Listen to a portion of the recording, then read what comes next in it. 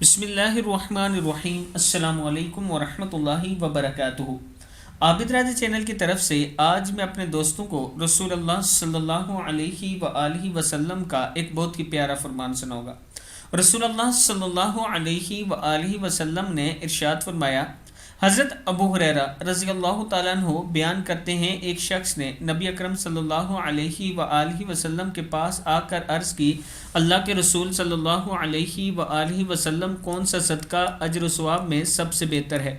آپ صلی اللہ علیہ وآلہ وسلم نے فرمایا، وہ صدقہ جو تنگ دستی کی حالت میں ہو، جبکہ تو خود بھی مال کا حریص ہو، تجھے ناداری کا اندیشہ بھی ہو اور مالداری کی خواہش بھی ہو، نہ کہ تو صدقہ کرنے کے لیے اس وقت کا انتظار کرے کہ جب دم خلق میں آ جائے تو اس وقت وصیت کرے کہ فلاں کو اتنا دے دو اور فلاں کو اتنا لکھ دو، حالانکہ اب تو وہ از خود ہی فلاں اور فلاں کا ہو چکا۔ صحیح بخاری کی حدیث ہے۔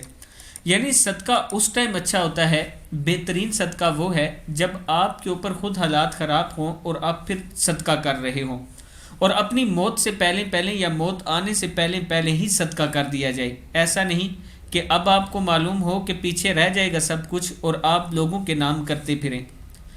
اگر اس سے پہلے آپ کر دیں، جب آپ ٹھیک ٹھاک ہو، جب آپ کی صحت ٹھیک ہو، تب کر دیں تو وہ بہترین صدقہ ہے۔ اس ویڈیو کو آپ دوستوں نے آگے ضرور شیئر کرنا ہے، اور جو لوگ آن لائن قرآن پاک پڑھنا چاہتے ہیں، یہ میرا واٹس ایپ نمبر ہے، اس پر مجھ سے رابطہ کر سکتے ہیں۔